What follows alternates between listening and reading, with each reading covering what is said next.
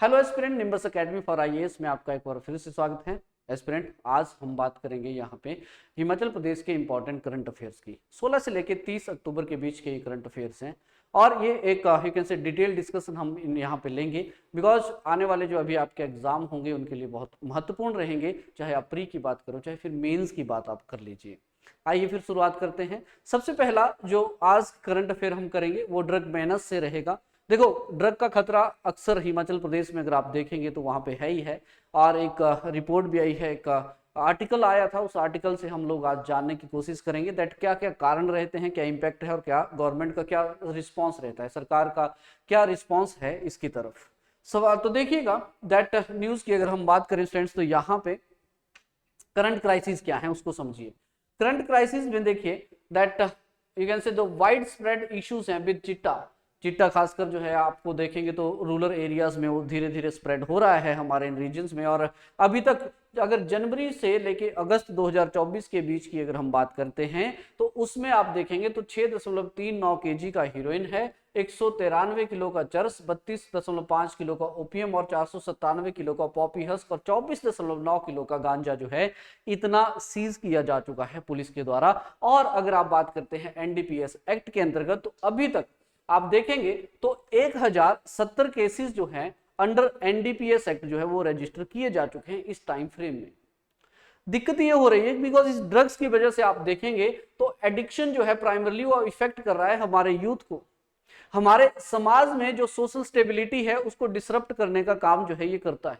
But क्या कारण है इस चीज के, ऐसा हो क्यों रहा है, तो इसके कुछ कारणों के बारे में यहाँ पे बताया गया है। और इसमें आप देखेंगे तो प्रॉक्सिमिटी टू द नेशनल और इंटरनेशनल ड्रग कॉरिडोर जो है, बिकॉज हिमाचल प्रदेश की अगर बात करेंगे तो इट यू कैन से share its boundary with the Punjab, Jammu Kashmir, इस तरह के जो रीजन्स हैं और वो सेंसिटिव एरियाज बन जाते हैं जिनकी वजह से ड्रग्स जो है वो आसानी से हमारे यहाँ पे इन्फ्लक्स हो जाता है। तो ये एक रीजन दिया जाता है कि इसकी वजह से भी हो रहा है। दूसरा, अगर आप ड्रग मार्केट की बात करते हैं, जो इलीगल ड्रग मार्केट है उसका राइज हो रहा है, और इसकी राइज होने की वजह से दिक्कत ये हो रही है कि ये जो चिट्टा जैसी चीजें हैं वो उनका जो एक्सेस है वो काफी इजीली मार्केट में जो है वो हो रहा है, जिसकी वजह से यूथ जो है वो एंगेज हो रहा है। अब यूथ एंगेज क्यों हो रहा है वो भी तो एक मुद्दा है। तो यूथ की अगर बात करेंगे तो सोशियो इकोनॉमिक चैलेंजेस जो हैं, सामाजिक कारण है, कोई दबाता है, कोई कुछ करता है, बेचारे पढ़ रहा है नहीं पढ़ पा रहा है, क्या करे, तो सामाजिक दबाव बहुत है। एक तो पेरेंट्स ने इतना प्रेशर बनाया होता है बच्चों पे, बस बच्चे नहीं वो मशीन हो गए हैं, ठीक, क्या करे, तो यूथ जो है अक्सर फिर एंगेज करता है इन चीजों को। फिर इकोनॉमिक आप देखेंगे तो इकोनॉमिक चैलेंजेस है, पीयर प्रेशर होता है, अपने ही दोस्तों के ग्रुप में आप देखेंगे तो खुद को बड़ा महान बनाना, वो भी एक प्रथा सी रहती है हमेशा ही, ताकि दोस्तों को लगे अच्छा चिट्टा लेता है तो मतलब बहुत बड़ा महान इंसान है ये, काइंड ऑफ थिंग्स। तो ऐसी चीजें समटाइम प्रेशराइज उसको किया जाता है कि कर ले, एक करने से क्या होता है, इस तरह की चीजें। तो यूथ अक्सर एंगेज होता रहता है। और उसके साथ साथ high youth employment, again one of the important factor कि हमारा जो यूथ है वो इस तरह के नशे में पड़ रहा है, वो है अनएम्प्लॉयमेंट, यूथ अनएम्प्लॉयमेंट 4.4% है हिमाचल प्रदेश का, जो कि पहले 4 हुआ करता था, बढ़ रहा है धीरे धीरे, ठीक है। और ये एक मेजर कंसर्न है, और जाएंगे ही जाएंगे लोग, फिर कुछ करने को है ही नहीं, तो लोग सोचते हैं चलो कुछ और नहीं तो नशा ही कर लेते हैं। तो ये कारण दिए गए हैं यहाँ पे जिसकी वजह से ये चीजें हमारे यहाँ पे हो रही हैं।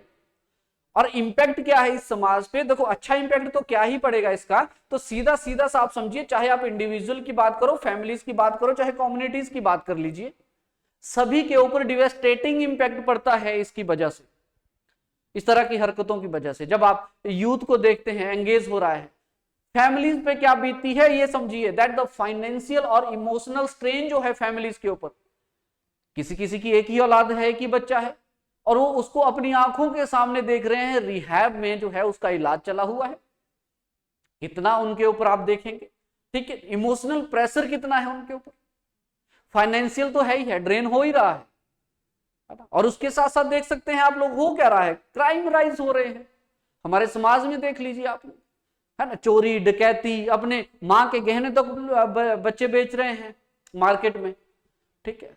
तो सिकंजा तो उन दोनों पे ही लेना चाहिए, जो गहने ले भी रहा है और जो गहने उठा भी रहा है। और उसके साथ साथ देख लीजिए, यू कैन सी जो भी कम्युनिटी टाइज हैं वो कमजोर हो रही हैं। फलाने का बेटा ये करता है, नहीं जाना है, वो करता है, ये नहीं करता, तो कम्युनिटी टाइज जो है वो धीरे धीरे वीक हो रही है। इसकी वजह से समाज को पूरी तरह से खोखला कर रहा है ये इस तरह की हरकतें। सरकार क्या कर रही है, तो आइए सरकार के भी कुछ पहले जो है वो देख लेते हैं आपके एग्जामिनेशन पॉइंट ऑफ व्यू से। सरकार भी क्या करे, most of thing was started from the family. ये परिवार से ही तो शुरुआत होती है इसकी। एक तो बच्चे को ज्यादा पुचकारना, ये भी एक गलत बात है, और दूसरा उसको ज्यादा प्रेशराइज करना, वो भी एक गलत बात है। Being a parents it is a duty कि आप एक बैलेंस बना के चलें, बच्चे को दोस्त भी समझें, ठीक है, उसको उस तरह से ट्रीट भी करें और उसकी जरूरतें भी समझें। ये थोड़ी ना कि उसको मशीन बना के रखा है, इतने परसेंट ये करिए, इतने, कहां जाएगा, उसको उसके ऊपर प्रेशर ही इतना, सोशल प्रेशर इतना आ गया है उसके ऊपर कि वो कभी कभी गलत हरकतें भी कर लेता है। करना ही पर क्या करना है, उसने मजबूर है वो। तो सबसे पहला तो कदम जो है वो परिवार से ही उठना चाहिए। फिर सरकार तो काम कर ही रही है। सरकार ने जैसे आप देखेंगे तो नशा मुक्त हिमाचल अभियान स्टार्ट किया है, जिसमें प्रिवेंशन, आइडेंटिफिकेशन, रिहेबिलिटेशन, इस तरह की चीजें जो हैं इनको इंट्रोड्यूस किया जा रहा है कि यार ऐसा करेंगे हम लोग इस कार्यक्रम के थ्रू, जिसमें कोलैबोरेशन बनाई जाएंगी सभी के साथ, जितना भी डिपार्टमेंट है, चाहे फिर आप पब्लिक हेल्थ एजुकेशन बात कर लीजिए, कम्युनिटी ऑर्गेनाइजेशंस हैं हमारे पास, जैसे पंचायती राज इंस्टीट्यूट्स हैं, अर्बन लोकल बॉडीज हैं, युवक मंडल्स हैं, महिला मंडल्स हैं, इन सबको एंगेज करने का काम वो कर रही है और अवेयरनेस कैंपेनिंग करनी है कि लोगों को जागरूक किया जा सके। जागरूक ही करा सकते हैं, ठीक है। 11th HP police marathon, half marathon अभी कंडक्ट करवाया गया सरकार के द्वारा, ताकि लोगों को यह बताया जा सके कि क्या होता है। Organised by Himachal Pradesh police, the primary goal was to raise the awareness about the drug abuse, और दूसरा to support the campaign to eradicate illicit drug, जो भी यहाँ पे ट्रेड हो रहा है उसको खत्म करना, ये सरकार का कदम है। देन संकल्प पहल इनिशिएटिव स्टार्ट किया है सरकार ने। उस संकल्प के साथ देखो ड्रग कर्ब्स अब्यूज जो है, जो to curb the drug abuse and rehabilitate individual struggling with the addiction, इन सभी चीजों के साथ। यानी कि देखो अब जो लत लग गई है जिसको, उसका मतलब ये नहीं है कि वो समाज का हिस्सा नहीं है, समाज उसको ना जाने किस नजरों से देखता है, उसकी चलो गलती हो जाती है सबसे, लेकिन अगर हुई है तो उसको एक चांस भी देना चाहिए सुधरने का। कम से कम समाज को भी तो ये चाहिए कि वो उसको उस नजर से ना देखे, उसकी अपनी एक इंडिविजुअल रिस्पेक्ट भी तो है, डिग्निटी भी तो है, तो उसको भी आप अपना ही समझें। तो सरकार भी उसको अपना समझ रही है, तो इसलिए रिहेबिलिटेशन जो है उसको करना है। उन्होंने कहा है कि ताकि, और ऐसे बहुत सारे इनिशिएटिव्स हैं students, that community health centres हो गया, CHC हो गया, हमारे पास हॉस्पिटल्स हो गया, वहां पे सरकार बोल रही है कि हम रिहैब कैंप जो है ऐसे खोलेंगे, सेंटर खोलेंगे, ताकि अब जिनसे गलती हो चुकी है कम से कम उनको भी तो सुधारा जाए। तो ऐसे कदम उठा रही है सरकार, और सबसे बड़े दायित्व जो है हम इंडिविजुअल्स का ही बनता है वैसे, है ना। जहां पे ऐसा गलत हो रहा है तो अवेयर करो। और सरकार क्या कर रही है, स्कूल्स में अगर देखेंगे, बहुत सारी टेक्स्ट बुक में अगर देखिए तो अब जो ड्रग्स है उसके जो पीछे जो चैप्टर्स हैं वैसे यू कैन से इनमें इंट्रोड्यूस किए जाएंगे, सेशंस में, एजुकेशन सेशन में वैसे इंट्रोड्यूस किए जाएंगे। जीरो टॉलरेंस पॉलिसी, ये पॉलिसी जो है वो फॉलो करने की बात कर रही है सरकार। तो ये सारी चीजें हैं जिनसे ये सारा यू कैन से इसको कंट्रोल किया जा सकता है। तो drug menace is you can से एक बड़ा मुद्दा है हमारे आज के समाज में। अगर देखेंगे 3 बड़े मुद्दे बता देता हूं, एक अनएम्प्लॉयमेंट है, दूसरा ये ड्रग्स है, और तीसरा वुमेन सेफ्टी। बात करेंगे उनकी भी। चलते हैं दूसरी न्यूज की तरफ। The second is the Kullu Dussehra. हाल ही में अभी कुल्लू दशहरा बहुत धूमधाम से जो है कुल्लू में सेलिब्रेट किया गया। जानते हैं इसके बारे में, इसके इतिहास के बारे में, and through this we try to understand कि क्या हमारे जो यहाँ पे फेस्टिवल हैं उनका ट्रेडिशनल चार्म खत्म हो रहा है, उसकी भी बात करेंगे। कुल्लू दशहरा जो है इसको सेलिब्रेट किया गया एनुअली, हर साल किया ही जाता है भाई कुल्लू में, ठीक है। स्टार्टिंग इसकी जगत सिंह के द्वारा की गई थी 1650 में, जब यहाँ पे अंगूठे के साइज का एक गोल्ड का लॉर्ड रघुनाथ और जो पार्वती जी हैं, माफ कीजिएगा सीता जी हैं, उनको जब अयोध्या से लाया गया था, उनका जो आइडल था अयोध्या से लाया गया था, वो दोनों लाए गए थे, तो फिर स्टार्टिंग हो गई। और 1660 में अगर आप देखेंगे तो फॉर्मल स्टार्ट जो था दशहरे का हो गया था इस रीजन में। सुल्तानपुर में इनका मंदिर है। What is the legend, theory क्या है इसके साथ, कहानी क्या जुड़ी है, तो कहानी में एक तो है जगत सिंह और दूसरे हैं दुर्गादत्त ब्राह्मण। कहते हैं जगत सिंह ने डिमांड किया कुछ एक मोती जो इनके पास थे, इन्होंने मना कर दिया, तो प्रेशराइज किया गया इनको भी, और इन्होंने खुद को क्या कर लिया, सेल्फ इमोल्यूशन इन्होंने कर लिया और श्राप दे दिया, उसको साबित कर दिया। तो कहते हैं जगत सिंह अनकॉन्शियस से हो गए। जब खाना खाने थे बैठते थे तो कीड़े मकोड़े दिखते थे, नींद आती नहीं थी उनको, तो ये सारी चीजें उनके साथ हो रही थी। तो फिर बुलाया गया एक सेज को, और सेज का नाम था कृष्ण दास पेहारी। कृष्ण दास जी को बुलाया गया, उन्होंने कहा देखो पाप लगा है और पाप का प्रायश्चित करना पड़ेगा जी, कैसे करें, आइडल लेके आओ अयोध्या से और अपना राजपाट उनको सौंपो, तब जाके सब सही होगा। ऐसा हुआ। फिर भेजा गया दामोदर दास जी को और वो आइडल लाए, और आइडल के साथ ही आप देखेंगे तो ये कुल्लू का दशहरा जो है वो स्टार्ट हुआ। अब कुल्लू का दशहरा जो है ये 7 दिनों तक मनाया जाता है। क्यों मनाया जाता है 7 ही दिन, तो इसको भी जान लीजिए। क्योंकि क्या हुआ था, विजयदशमी वाले दिन राम जो थे उन्होंने रावण की नाभि पे तीर मारा, तो वो तो हो गए विजयदशमी, लेकिन रावण को मरने में लगे 7 दिन।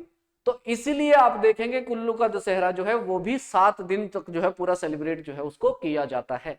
क्यों खास था इस बार की खासियत की अगर हम बात करेंगे तो इसमें बहुत सारे ऐसे देवता थे जो पहली बार काफी सालों बाद आए, जिसमें से you will see the Shamsheri Mahadev, जिन्होंने 10 सालों के बाद जो है वो पार्टिसिपेशन यहाँ पे किया, और 10 सालों के बाद ये आए। और जो यू कैन से शमशीरी महादेव है ये एक्चुअली में आनी के मुख्य देवता है, और इनका यू विल सी जो इनकी जो पूजा अर्चना होती है, देखो उज्जैन में एक मंदिर है महाकाल का, जहां पे कैसे भस्म पूजा होती है, भस्म से आरती, भस्म आरती बोलते हैं उसको, शमशान से भस्म लाया जाता है, फिर उससे श्रृंगार किया जाता है। एज एग्जैक्टली सेम होता है यहाँ पे शमशीरी महादेव, ये इनकी खास बात है। दूर दूर से लोग आते हैं इनकी इस पूजा अर्चना को देखने के लिए। कुछ एक देवता जो है वो 200-200 किलोमीटर से इस बार पैदल चल के आए हैं, उनमें से कुछ एक तो यू कैन से 4 of these deities were the siblings, यानी कि वो भाई माने जाते हैं ऐसे, तो इसलिए खास था इस बार का त्योहार जो था। देन सिग्निफिकेंस की अगर बात करेंगे तो ऑब्वियसली कल्चर को हमारे यहाँ पे प्रमोट करता ही है ये, ठीक है, करेंगे अभी बात। लेकिन समझिए ये कि इसी का एग्जाम्पल मैं आपको दूंगा, इसके थ्रू समझेंगे कि जो ट्रेडिशनल चार्म है हमारे फेस्टिवल्स का। देखिए मेंस में ऐसे ही सवाल आपसे पूछेगा, आपसे ये नहीं पूछेगा कुल्लू दशहरा को एक्सप्लेन करो, क्या हमारे यहाँ पे जो फेस्टिवल्स हैं उनमें ट्रेडिशनल चार्म जो है वो खत्म हो रहा है या नहीं हो रहा है, ऐसी बातें वो करेगा। तो इसके थ्रू समझेंगे the Kullu Dussehra festival traditionally a vibrant showcase of the local culture and craftsmanship, जो मैंने सिग्निफिकेंस आपको बता दिया, but gradually losing its traditional charm. और इसके लिए बहुत सारे फैक्टर्स हैं, उन फैक्टर्स को ध्यान में रखना है। अब ये कुल्लू दशहरे की मैं बात कर रहा हूं, हर फेस्टिवल में ऐसा ही है। We have state festival, international festival, national festival, district festival, सभी के सभी जो हैं these are important. Why these are important? Because they you can say वो एक क्या कहते हैं platform provide, they provided a platform to the local communities, to the local artists, to the local artisans. तो उन सभी को क्या किया जाता है, एक प्लेटफॉर्म प्रोवाइड किया जाता है ताकि वो अपने टैलेंट को शो कर सकें, अपने हैंडीक्राफ्ट को शो कर सकें। रूरल इकोनॉमी में डेवलप करने में बहुत एसेंशियल रोल प्ले करते हैं हमारे फेस्टिवल्स, टूरिज्म को प्रमोट करने में, कल्चर को प्रमोट करने में। बट दिक्कतें क्या हैं, उन दिक्कतों में मैं समझाता हूं, इसके थ्रू सभी में यही रहेंगी। सबसे पहला कॉमर्शियलाइजेशन प्रेशर जो है एक बड़ी दिक्कत है हमारे यहाँ पे आजकल, जिसकी वजह से ये चार्म जो है हमारा जा रहा है। कैसे देखिए, देखो जो इंक्रीजिंग कॉमर्शियलाइजेशन है इवेंट्स की है shifted focus from the heritage and traditional art form to the more main stream market driven product, यानी कि जो हमारे ट्रेडिशनल हैंडीक्राफ्ट्स हैंडलूम्स हैं, ऐसे प्रोडक्ट हैं, वहां से हटके आप ये बोलेंगे कि कहीं ना कहीं जो मार्केट ड्रिवन प्रोडक्ट हैं उनकी तरफ ज्यादा ध्यान जा रहा है। जैसे प्लास्टिक के हो गया, इनके हो गया, जो कॉमर्शियल प्रोडक्ट रहते हैं उनकी तरफ जो है ज्यादा शिफ्टिंग हम लोगों को देखने को मिल रही है। दूसरा the rise of e commerce and modern goods जो है, ये भी एक बड़ा चैलेंज है जिसकी वजह से हम लोग अपना चार्म खो रहे हैं। बिकॉज आप देखेंगे जो पॉपुलर ऑनलाइन शॉपिंग्स हो गई हैं, कंज्यूमर जो है they have shifted their preferences toward the factory made goods.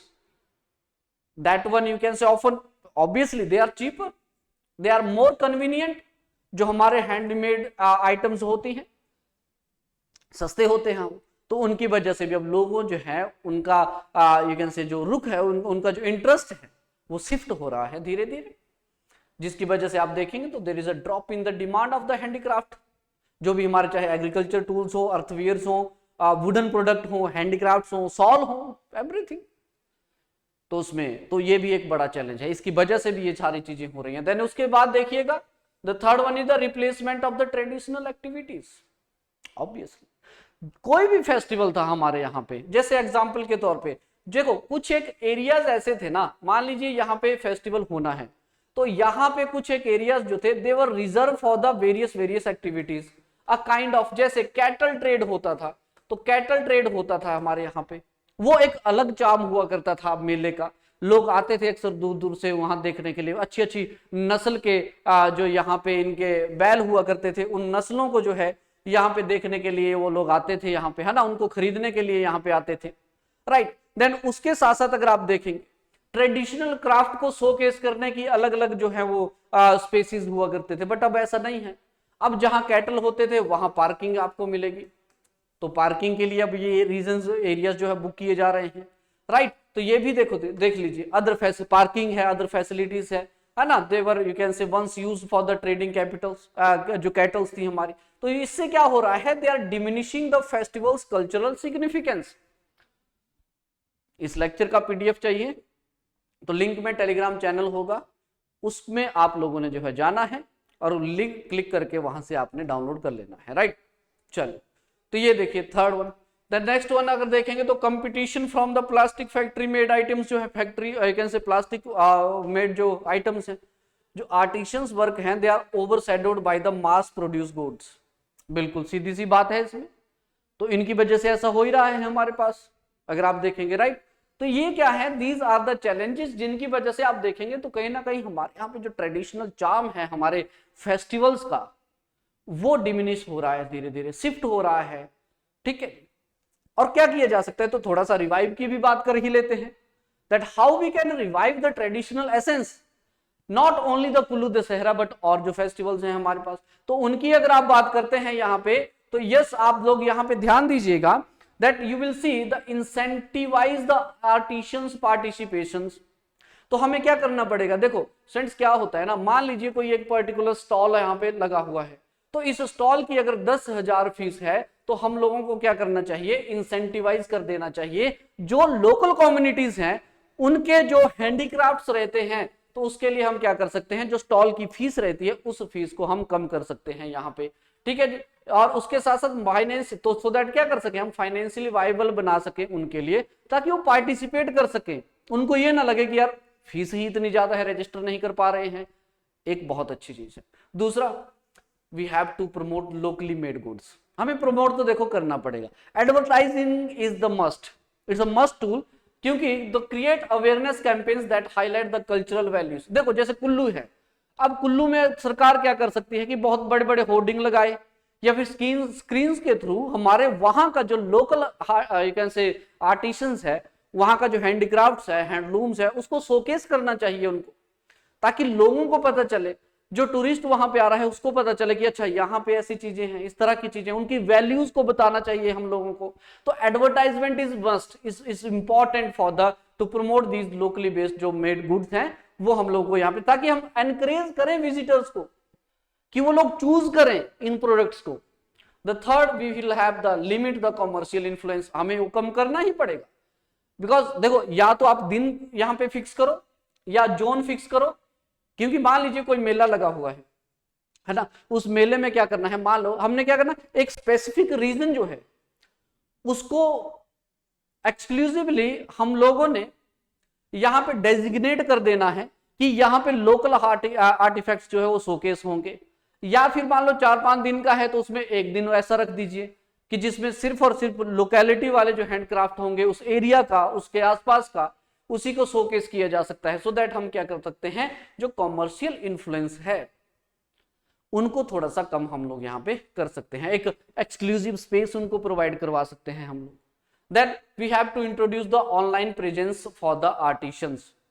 Obviously वो तो करना ही पड़ेगा, we have to partner with the platform that can help the local artisans market their product online allowing them to reach a broader audience without sacrificing their craftsmanship। हमें ये करना पड़ेगा।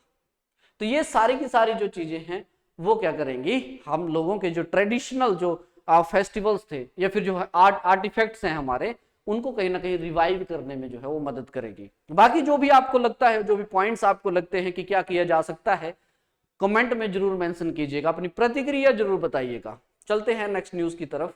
And the next news is that the HPMC's plan infrastructure upgradation in the major Indian cities. आइए जानते हैं क्या कुछ जो है यहाँ पे कहा जा रहा है। तो HPMC जो है, जो हमारे पास 4 मेट्रोपॉलिटन सिटीज हैं, वहां पे अपना बिजनेस एक्सपेंड करने की बात कर रहे हैं, न्यू दिल्ली, मुंबई, कलकत्ता और चेन्नई में। HPMC के बारे में याद रखिएगा, 1974 में इसको बनाया गया था, और to provide the post harvest facilities जो है हॉर्टिकल्चर ग्रोवर जो है हिमाचल प्रदेश में, उनको यहाँ पे प्रोवाइड कराने का काम ये करता है।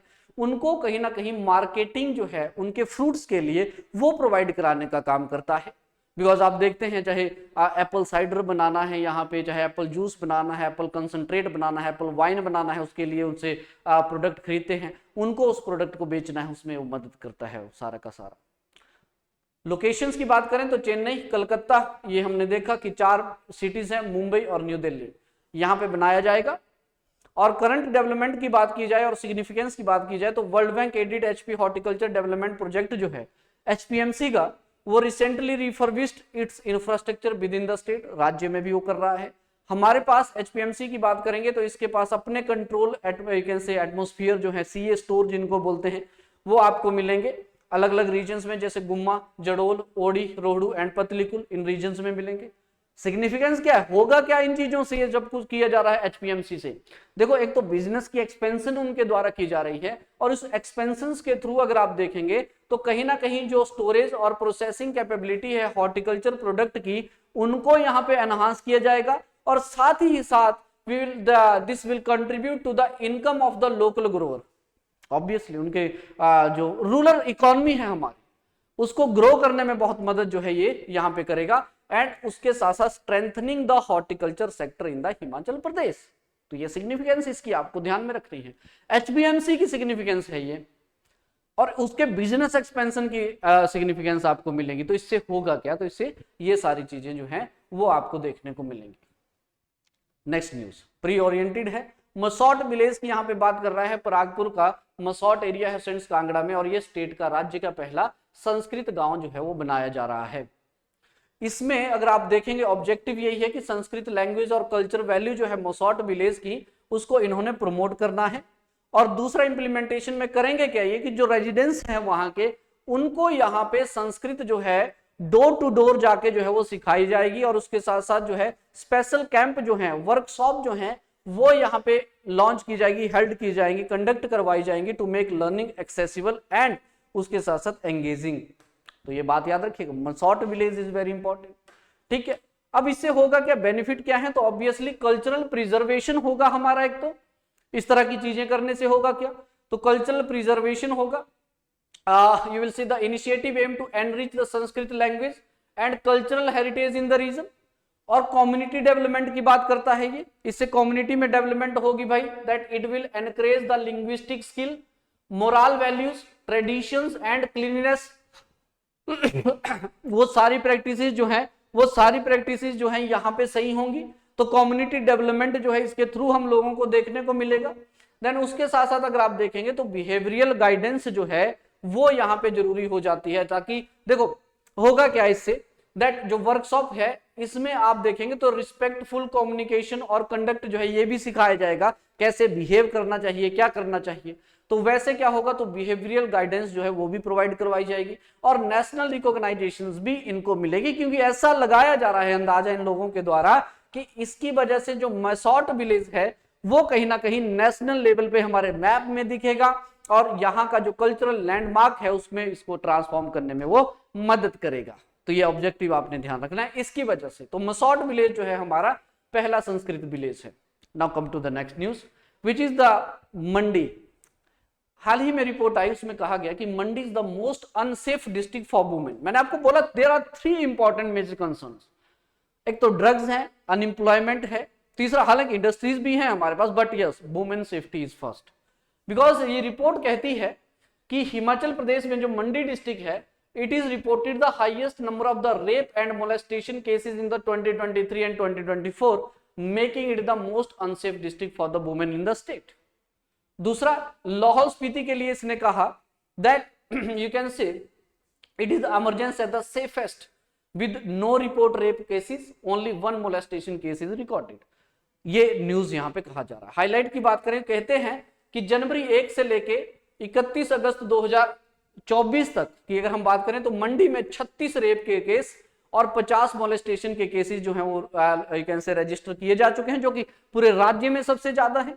और लाहौल स्पीति में जो है 0 रेप केस जो है यहाँ पे रजिस्टर किया गया है और ओनली 1 जो है मोलेस्टेशन का केस जो है यहाँ पे रजिस्टर किया गया है, जो कि सबसे सेफ माना जा रहा है।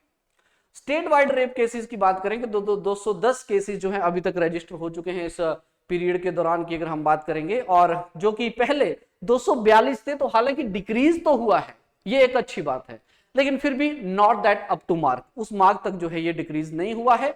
तो ये आपने ध्यान रखना है। तो सबसे ज्यादा जो है 36 मंडी में है, फिर सिरमौर में आता है, फिर कांगड़ा में और फिर शिमला में, यानी कि ये 4 मेजर टॉप डिस्ट्रिक्ट हैं जहां पे वुमेन सेफ्टी जो है एक बड़ा मेजर कंसर्न जो है आपको देखने को मिलेगा, राइट।